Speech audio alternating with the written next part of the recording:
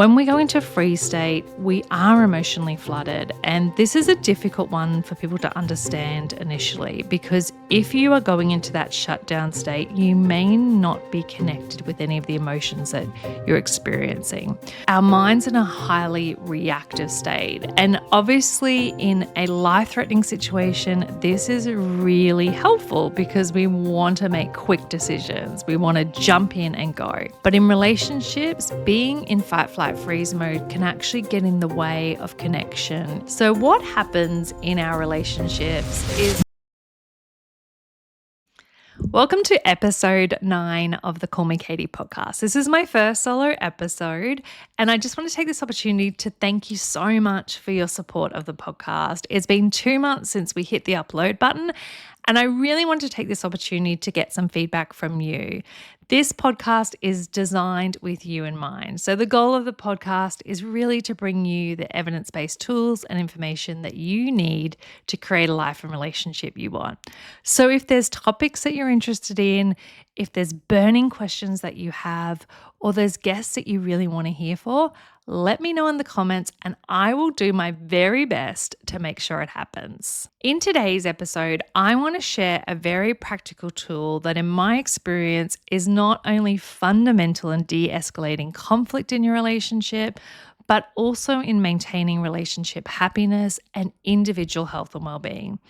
The idea for this podcast episode actually came off the back of episode 2 with Dr. Olivia, where we talked about the concept of fight, flight, freeze. So if you're not familiar with that concept, what we're talking about is when we perceive a danger, even if there isn't a real physical danger, which is often the case in relationships, so there's an emotional danger, a perceived danger, our body goes into the fight, flight, freeze response. So this response is very helpful when we are in danger. It's very adaptive in those situations. What's happening in our prefrontal cortex shifts. Our body is wired to protect itself. So our blood starts pumping to our vital organs, where our mind's in a highly reactive state. And obviously in a life-threatening situation, this is really helpful because we want to make quick decisions. We want to jump in and go. But in relationships, being in fight, flight, freeze mode can actually get in the way of connection, can get in the way of understanding. It can be really unhelpful in terms of our communication.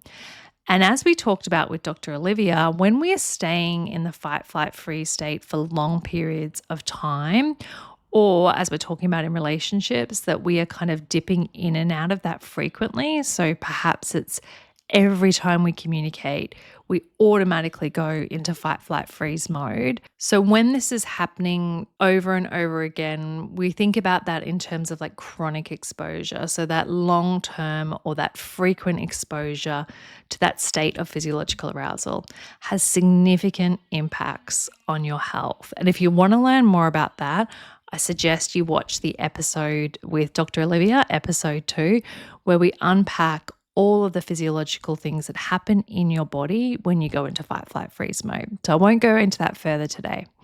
But what I do want to talk about is how to bring yourself out of that state of physiological arousal, which is super important. So let's talk about why it's important in terms of your relationship. So what happens in our relationships is when we go into conflict, sometimes we become what we call flooded with emotion. So this doesn't happen every single time. We might be able to have conflict and communication with our partner where we're able to stay regulated, where we experience emotion. Let's say if we're kind of rating it and we have a 1 is very low emotion and a 10 is very high emotion, we may be able to stay in a good window of tolerance where we're sort of sitting within that 3 to 7 window where, of course, there is emotion. We might be feeling frustration, we might be feeling upset, we might be feeling lonely, we may have a range of emotions that are coming up. But we're sitting in a space where we're still able to regulate, where we haven't triggered off that fight, flight, freeze response. And so we're able to communicate effectively in those situations. So importantly, our goal is not to get rid of emotion. Emotion is really important, as we talked about in that episode with Dr. Olivia. We need to be able to process our emotion, to move through it, to communicate our feelings and our needs with our partner in order to sustain our health and well-being. So our goal here is to kind of sit in that window where we can experience emotion, but we're not experiencing it at sort of an 8 to 10. So what I mean by this is when we're at that sort of 8 to 10, we become very reactive in our communication. So we've triggered that fight, flight, freeze response.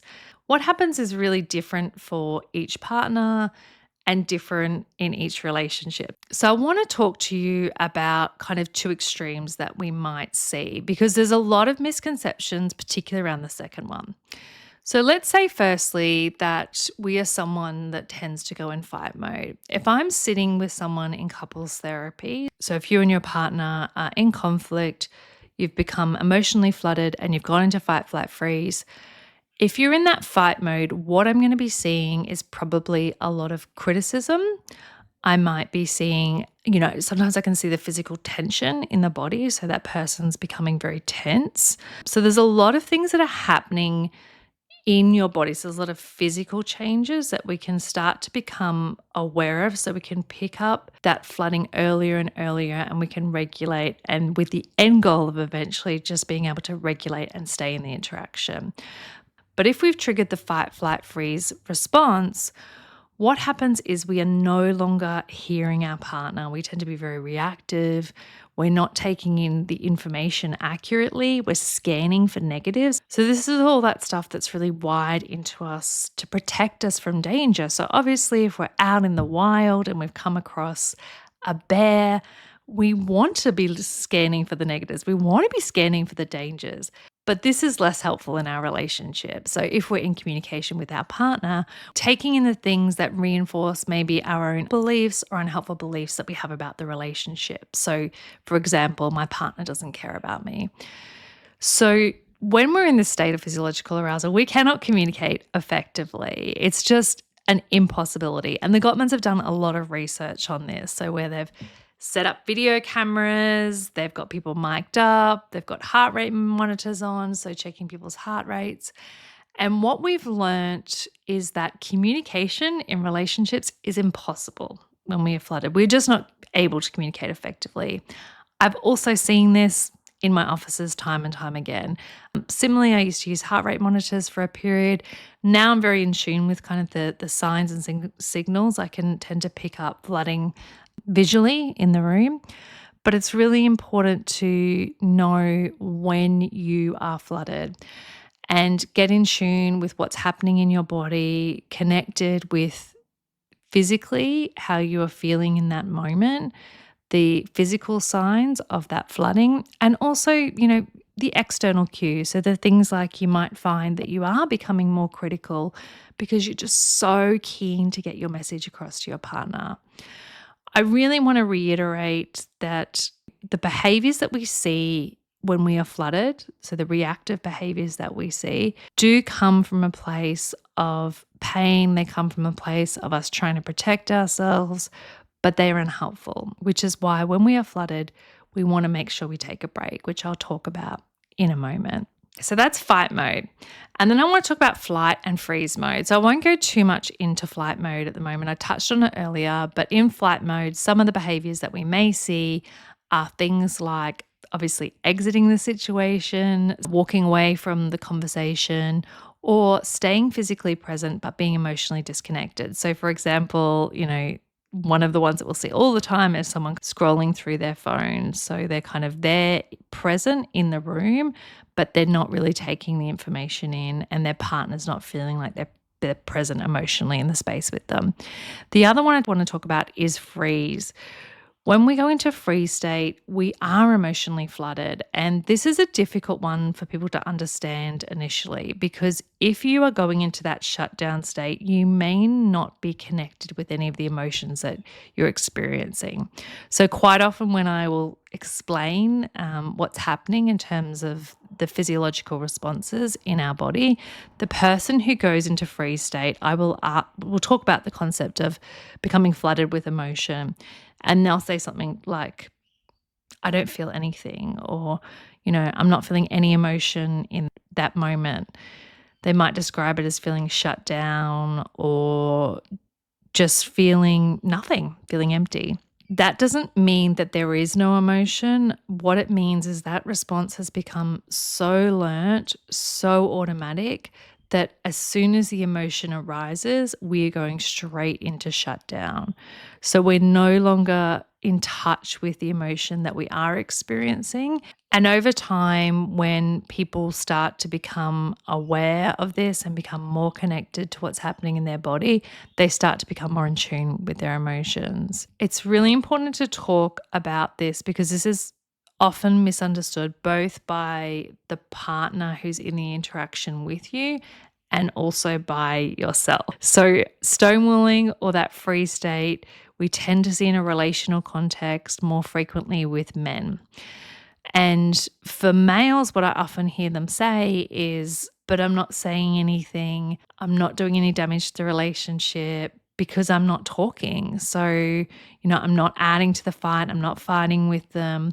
And they actually think that this is a helpful strategy. They think that they are the ones that are protecting the relationship in this moment. The reality, unfortunately, is that when you're in a freeze state, you are not giving any verbal or non-verbal cues to your partner. This is really critical because what will happen, and particularly if your partner is also flooded, so say, for example, they're in that fight state, is they are looking for those cues from you.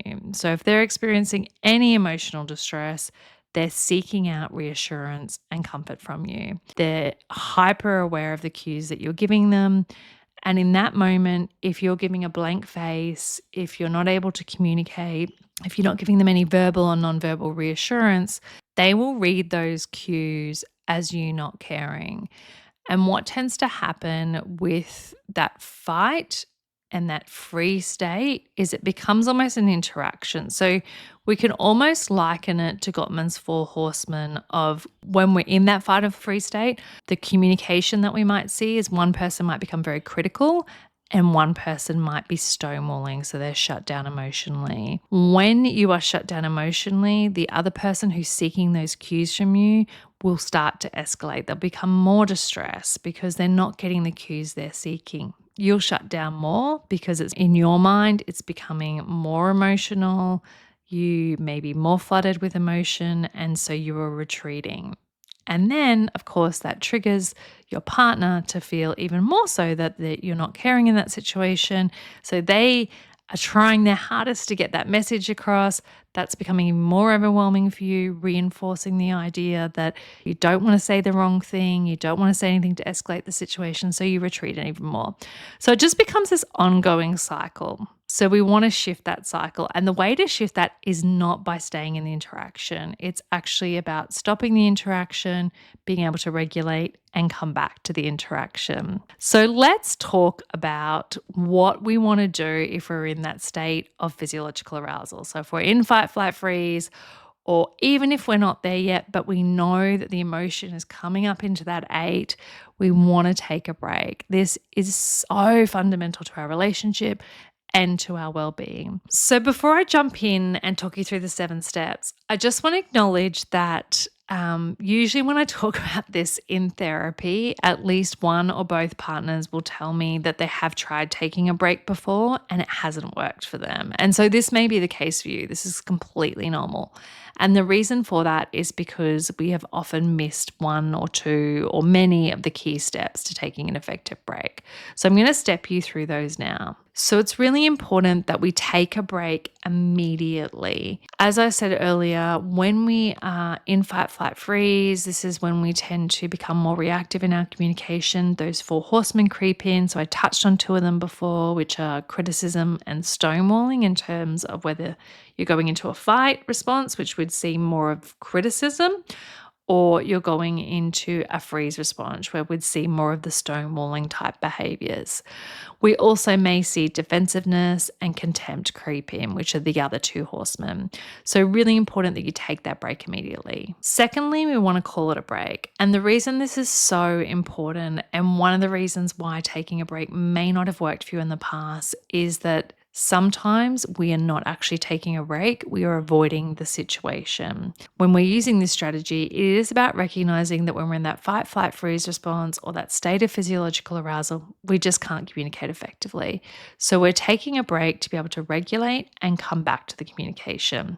The more that we do that, we will have trust in the fact that we will come back to the communication. This is not an avoidance strategy, and it will make taking a break easier and easier. Language is also really important. So we want to talk about taking a break in terms of we language. So what I mean by that is it's not about pointing out to your partner, hey, you're flooded, hey, you're reactive. It's about recognizing that we're flooded. We need to take a break, and using that we language so that we're owning the process together. The third step is telling your partner where you're going and when you will be back. This is really important because we don't want to leave our partner feeling abandoned in the conversation. Also, if there has been a history where we tend to storm out or when we tend to shut down communication, there may be some sensitivity around taking a break. So we want to make sure we're giving our partner that reassurance that we are coming back. So we want to be really concrete with that. Give them a time. So it's saying something like, hey, I'm going to go for a walk. Let's regroup in 20 minutes, sit down with a cup of tea, and come back to the conversation. The fourth step is making sure that we take a break for at least 20 minutes. And we know this from research. So I touched on earlier that the Gottmans did a research study where basically they had couples in conflict, and then they told the couples there was an issue with the video recording equipment. They sent them out to the waiting room. They provided magazines, and they told the couples not to talk to each other. So basically what they were doing was that opportunity to read the magazine, to sit down, was really getting them to regulate, was getting them to take a break without knowing it. And what they discovered from the research was that it takes at least 20 minutes to come out of that state of physiological arousal. So you may need longer, and that's okay. It's really about knowing yourself, knowing your partner, and communicating your needs together.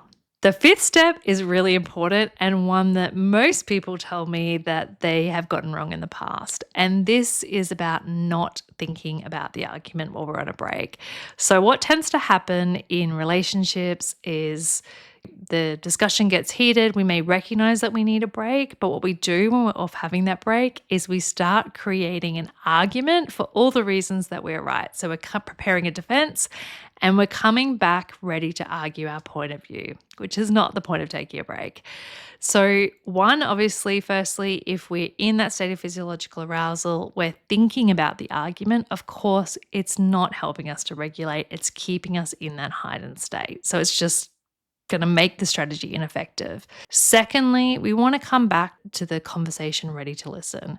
We want to come back to the conversation recognizing that there is two unique perspectives, yours and your partner's.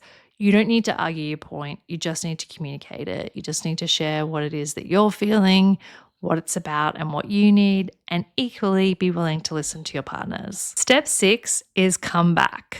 And I know that sounds pretty obvious, but this is one of the places that couples often go wrong in terms of taking a break, is that they recognize they need a break, things are getting heated, and so they suggest a break, but they don't come back. They don't communicate about the issue. So what happens then is, for the person who does naturally want to avoid the conflict, it's a useful strategy. And for the person who doesn't want to avoid the conflicts, who wants to communicate through the conflict, it reinforces the idea that if we take a break, we're not going to talk about this issue. So they don't want to take a break. And then it creates conflict around the idea of taking a break.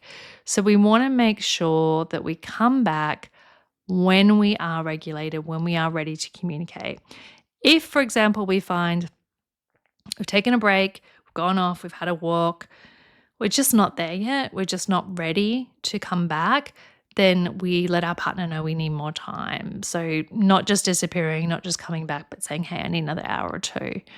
Really important to recognize, I'm going to talk about in a moment, the idea that even if we can't solve the problem, we can come back and make what we call a repair. So I'll come back to that in 1 second. And step 7 is always accepting a requested break. On the surface, it can look like our partner's cool, calm, collected, but there may be a lot going on underneath. So we always want to accept that break. Breaks stop things from escalating, and we want to enhance feelings of safety and trust in our relationship. So they're the 7 steps. If you have any questions about any of those, just pop a comment below and I will hopefully be able to answer them for you. So the last thing I want to touch on is just the importance of being able to make repairs in your relationship. So just to reiterate, this strategy is really about bringing us out of that state of physiological arousal. We want to use it when we're in reactive communication. If we're communicating well, we don't need to take a break. But if we find that, the 4 horsemen are creeping in, we're starting to say things that we don't really mean or that we mean in the moment, but we know are hurtful and we may regret later, or if we're just finding ourselves overwhelmed and shut down, then we employ the take a break strategy. When we do that, sometimes what can happen is that we go away, we regulate, we've come back down into that window of tolerance, but we're feeling like we're just not ready to go back into that particular problem. So we're feeling that it's just not resolvable at the moment. And we know maybe, for example, that if we go back into the interaction, we're likely going to become immediately flooded again. What we want to do in this instance is still make what we call a repair. So a repair is about repairing the relationship. So we want to be able to recognize that we have problems in our relationship and then there's the relationship itself. The problems are external to the relationship. Even if we can't solve the problems, we can always repair the relationship. So if we've come back from taking a break and we recognize that we can't solve this problem, or we don't have enough time or whatever it may be, that we still want to repair the relationship. So a repair can look like many things. It can be saying I'm sorry, but I'm always hesitant to suggest that because sometimes we're just not there yet. And that's okay. We can make a repair without apologizing. A repair is really about recognizing that our relationship is more important than the problems. So it may be saying something that just gives your partner a bit of reassurance about the relationship. So something like, we're in this together. We'll get through this. We can't talk about this problem right now, but I just want you to know that we will talk about this later and that we're in this together. So it's just really that sense of recognizing that your relationship is more important than the problem, that you're not going anywhere, that your relationship is strong, that you'll get through this together. So that reassurance is really important for our relationship, and it allows us to repair the relationship itself even when we can't fix the problem. So please let me know in the comments if you have any questions, and also if there are any topics that you want me to cover in terms of relationships. Look forward to seeing you next week. Subscribe for more conversations filled with new insights, inspiration, and practical tools to create a life you love.